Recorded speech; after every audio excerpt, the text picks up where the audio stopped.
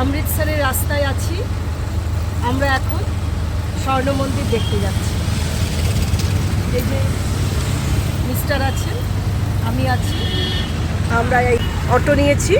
এই অটো দাদা আমাদের নিয়ে যাচ্ছে এখন। চলুন ঘুরে আসি স্বর্ণ মন্দির। এখন কটা বাজে গো? কটা বাজে? আমরা 6:20 বেরিয়েছি। আমরা এমন সময় বেরোলাম যাতে আমরা দিনের আলোতেও স্বর্ণ মন্দিরটা দেখতে পাই, আবার এই সন্ধেবেলায় যখন লাইটগুলো জ্বলবে স্বর্ণ মন্দিরটা দেখতে পাই। এরকম সময়ে আমরা বেরোলাম।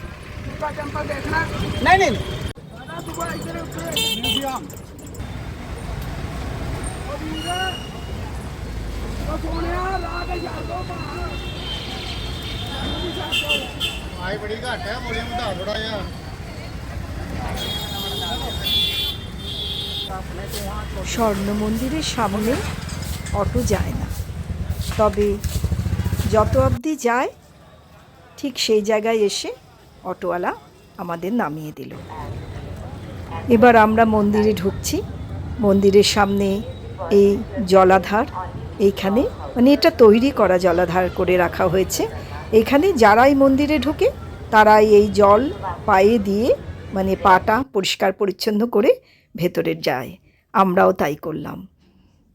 এবার আমরা চলে এসেছি সিঁড়ির কাছে। সিঁড়ির কাছে চলে এসেছি। অনেকটা সিঁড়ি। স্বর্ণ মন্দির দেখার সময় নারী পুরুষ নির্বিশেষে মাথা ঢেকে প্রবেশ করতে হয়। সেই জন্য আমরা দুটো গেরুয়া রুমাল কিনে মাথায় দিয়ে নিলাম। সূর্য এখনো অস্ত যায়নি।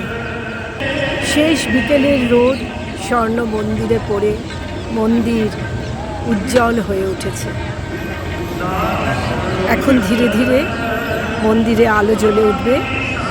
অপূর্ব সুন্দর লাগছে। পবিত্র জায়গা, মনকে শান্ত করে বসে আছে। ভীষণ ভালো লাগছে।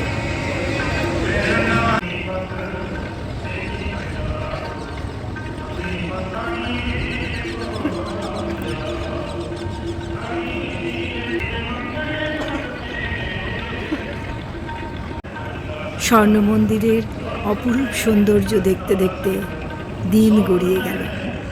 সন্ধ্যা নেমে এসেছে। স্বর্ণ মন্দিরের লাইট একটা একটা করে জ্বলে উঠেছে। মন্দিরকে যেন সত্যি সত্যি সোনার মন্দির মনে হচ্ছে। মন্দিরের ছায়া জলের মধ্যে পড়ে কেমন ঝকঝক করছে। এ যেন সত্যি সত্যি সোনার মন্দির।